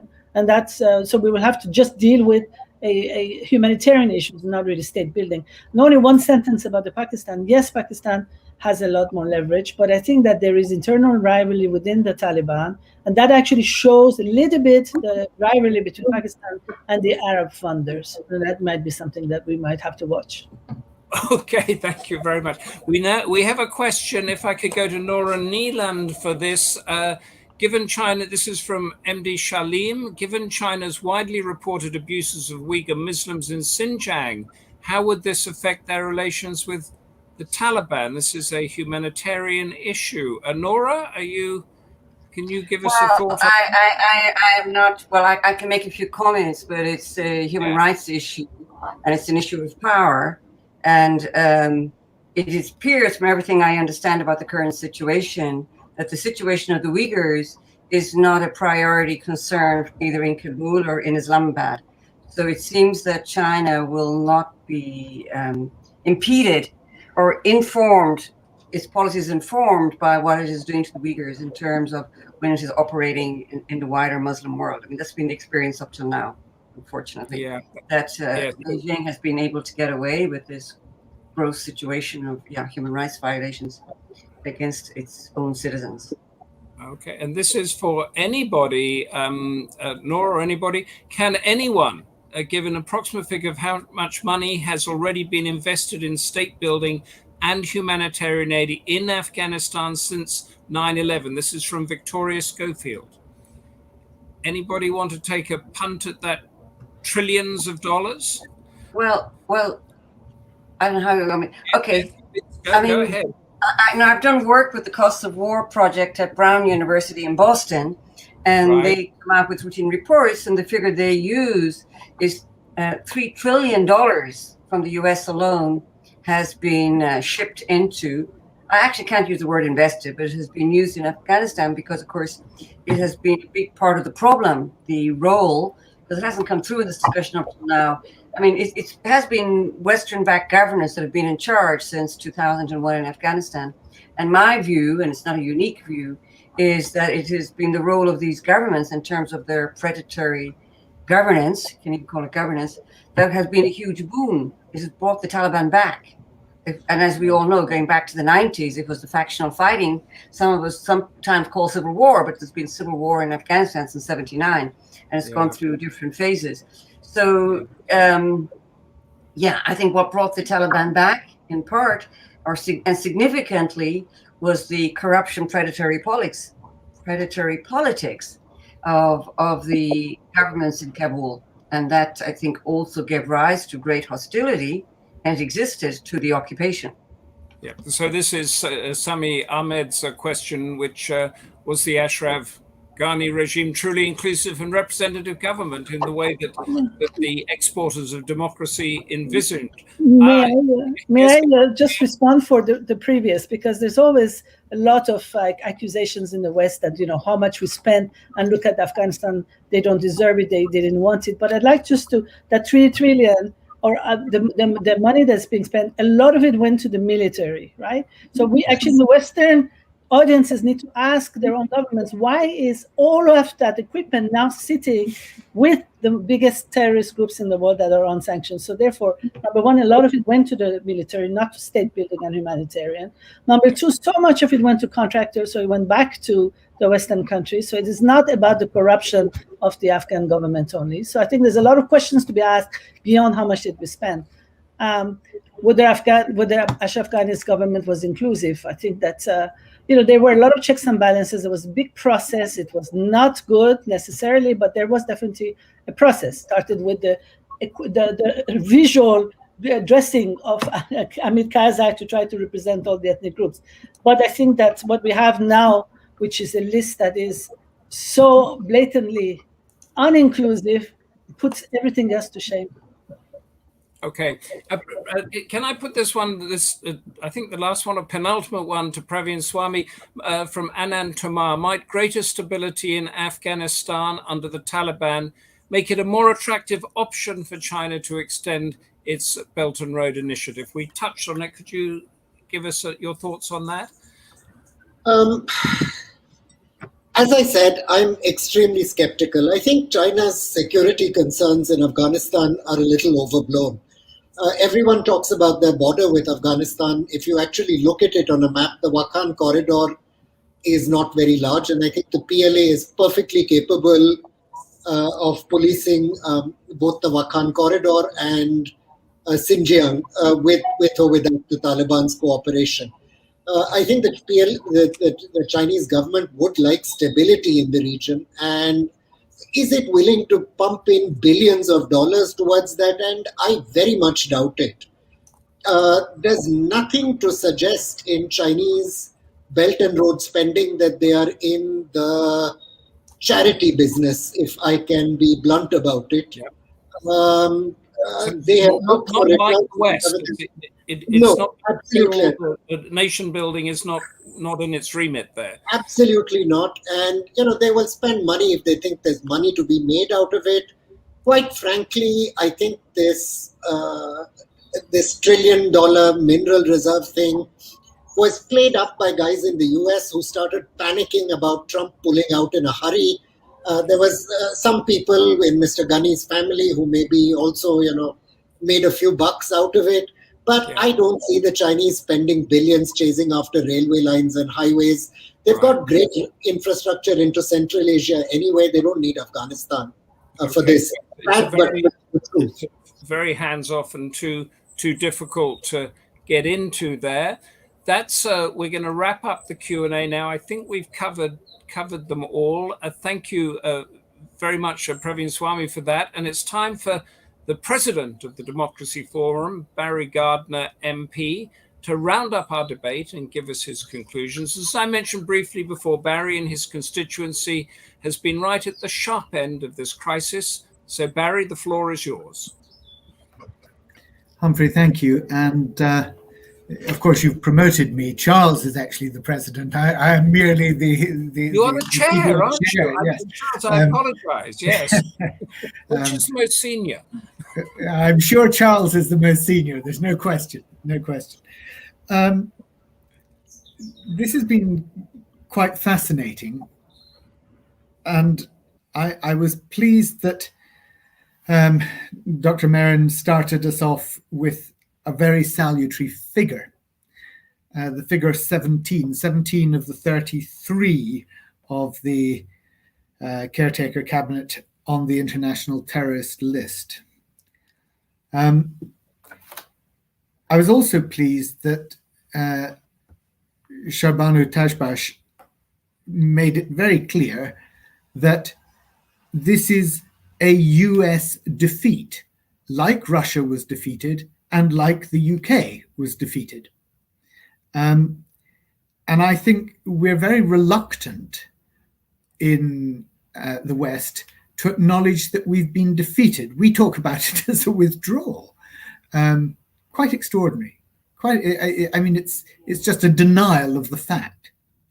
And of course, the regional statement about support for sovereignty, I think, was very interesting, but I do think it was perhaps an exploded myth when Praveen Swami spoke about the way in which these countries had come about. The British imperial system of revenues from central agencies. And the question about really what constitutes the civic identity of Afghanistan. Is there such a thing?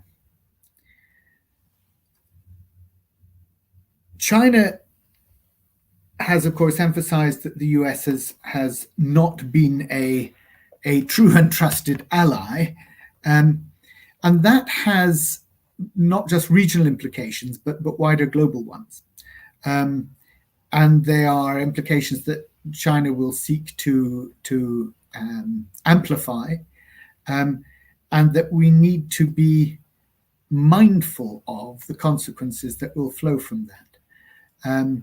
The failure of the United States, having been seen previously as the what was the phrase I think that somebody used, but the guarantor of security in global conflicts in around the world. The way in which it was assumed always that the US and the West would led by the US, would be the anchor, the person to sort these things out, in a sense, the global policeman. Really, we're at the end of that era, and that means that we have to look at what is coming beyond it. From there, I would pick up on what Dr. Mehran said about the crisis of the economy in Afghanistan and the consequential humanitarian crisis, and we'll come to that in a minute. But I think it was significant that prior to talking about that crisis of the economy, she spoke about the brain drain, and how even when the Taliban encouraged people to return to work, they were turning women back from work, and they were also encouraging them to return to work without payment. Humphrey, you alluded to the fact that I have a number of Afghanistan families in my constituents, and I held 2 very, very long surgeries for literally hundreds of families who came concerned about their loved ones. What absolutely struck me was that the people who came, the families who are already here, and the families that the loved ones that they were advocating for, were absolutely the brightest and best of that society. They were the people who had occupied the key roles, whether that was in water management, whether it was in the judicial court system, whether it was in the counter-narcotics agency and the police force and the intelligence forces. These were the people who really, from the point of view of a recipient country, we in the UK should be welcoming with open arms. They're some of the brightest, the most entrepreneurial. But what it does mean is that there is a hollowing out of any civic capacity in Afghanistan in what should be a very frightening way. I say should be, it should be frightening, I think, certainly for the interim government, the interim cabinet, because how they begin to rebuild a functioning society without those people and without the full cooperation of those people is very difficult to see.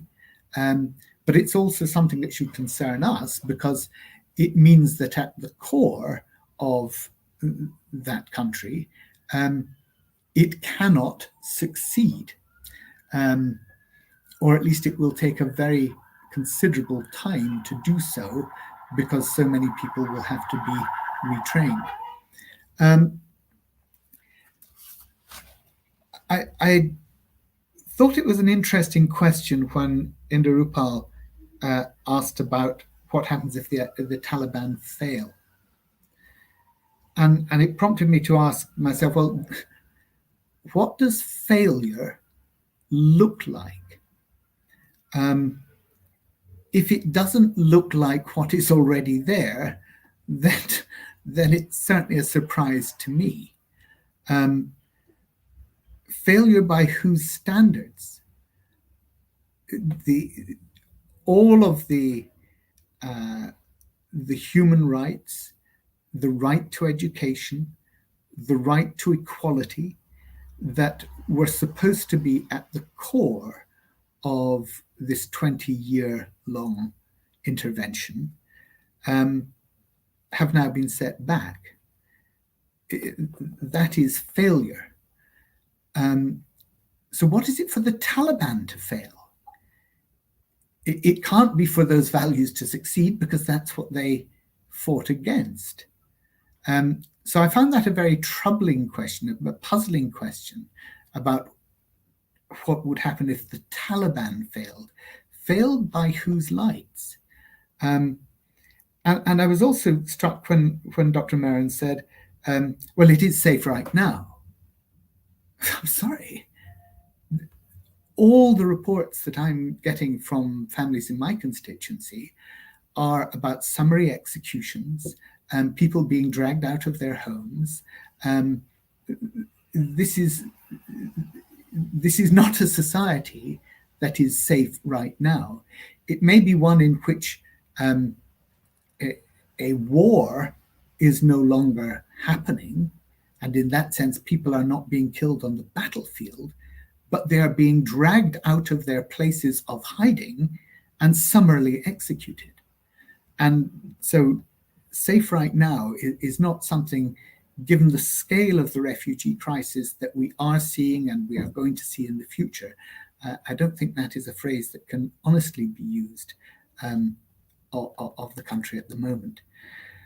I want to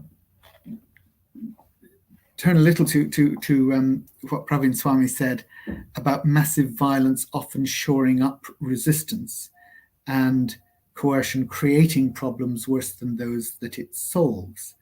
And I do think there are lessons that we need to learn from precisely those points.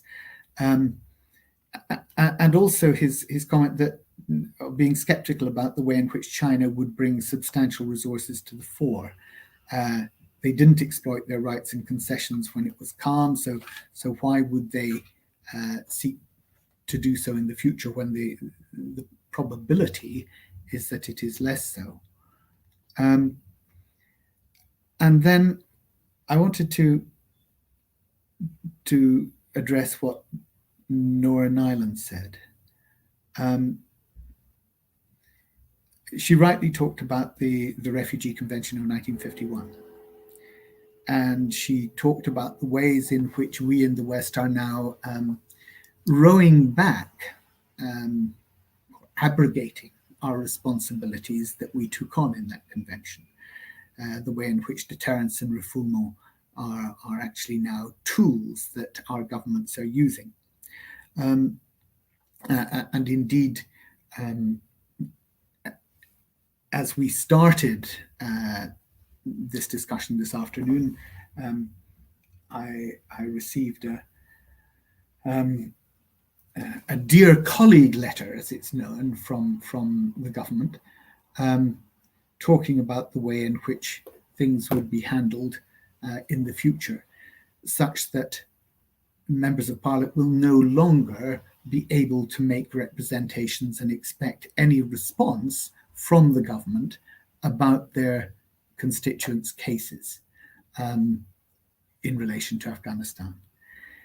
And it is this extraordinary move to deny the responsibilities that government has in this situation.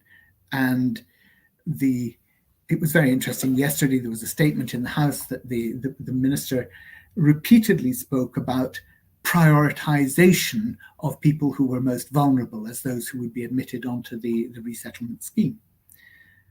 But when asked what prioritization meant, question I put to her, she couldn't answer. Because, of course, there is no prioritization going on. It's a criteria. But are you prioritizing a woman judge who is still in Kabul? Are you prioritizing them over somebody who may be a former governor who's managed to escape to Pakistan? If you don't tell them that they're on your list of 5,000 people, then you're not actually doing anything. You're just going to be accepting the first dragoon that can get out and take advantage of fitting the criteria. This idea that there's a prioritization going on is complete nonsense. So the ways in which we in the West are abrogating our responsibilities under the Refugee Convention, I think, is deeply, deeply disturbing. And we're hiding behind, somebody mentioned the boats across the channel. We're hiding behind the idea that we don't want to fuel the criminal gangs, and we want to stop those, these people who are exploiting people. And of course, it's absolutely right. These people are being exploited by criminal gangs. But part of the reason for that is that we are closing down all the safe and legal routes for those refugees to come into the country.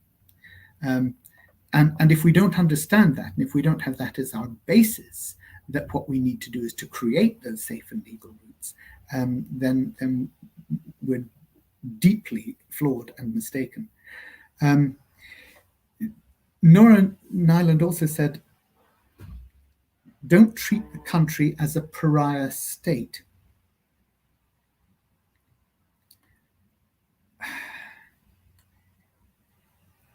I found that, I think I understood what she was saying, that we have to not allow the country to sink into humanitarian crisis. But does that mean we're then going back to Inderpal's question about what does it mean for the Taliban to fail? Are we then shoring up a Taliban regime that will maintain all the anti-values that we were supposed to be fighting against?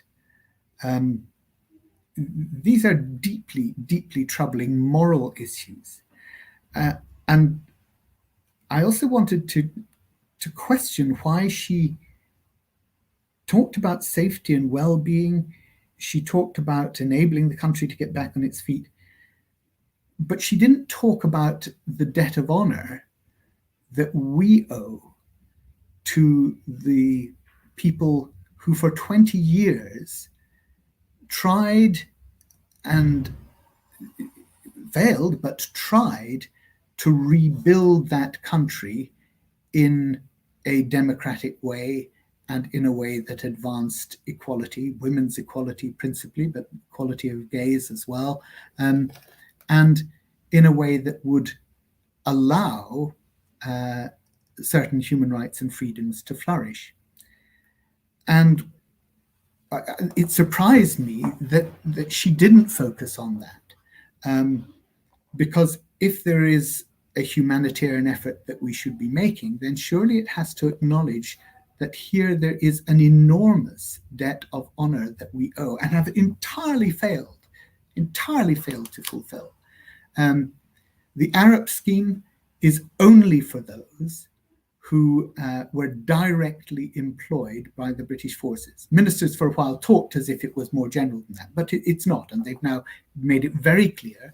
And you now have to actually fill in an online form yourself if you want to be admitted onto the Arab scheme. Again, MPs are prohibited from doing that.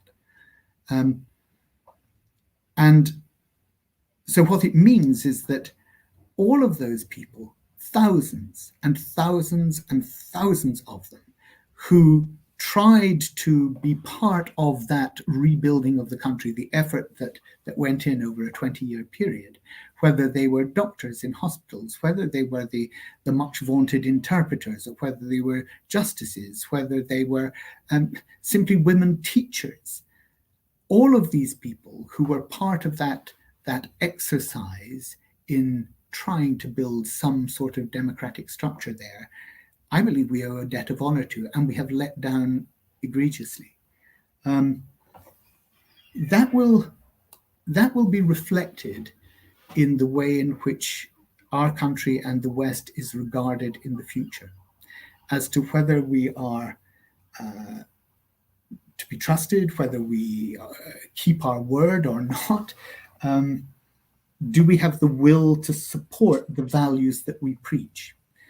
And I think on all those points, the answer that the international community will give in the future is no, we don't.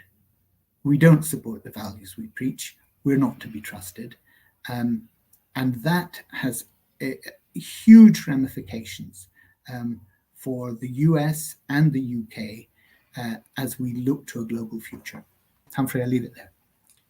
Barry, thank you. That was illuminating and depressing, the breaking down of our own standards or values. And this big question, which I think we've all alluded to, is can you govern a country with a brain drain, fear, violence, and a policy to repress women?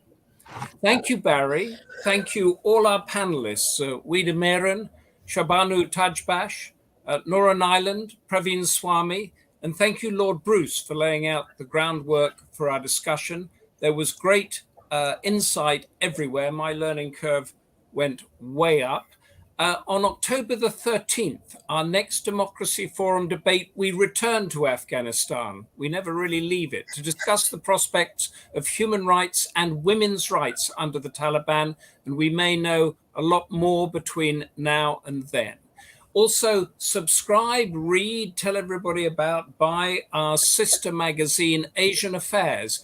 Very good, counterintuitive insight onto the Afghanistan in September's issue. MJ Akbar reminding us that we're possibly talking about not ideology but geography, or not geography but ideology. He weighs up that arguments. G. Padasati ponders on the winners and losers of the long Afghan war. And Aish Siddiqa assesses the situation of whether China is watching and whether Islamabad has bitten off more than it can chew. All of that is in Asian Affairs. Thank you again, everybody, for trying to fill the void that has been left in Afghanistan. We return to it in a month's time. Until then, wherever you are in the world, goodbye and stay safe.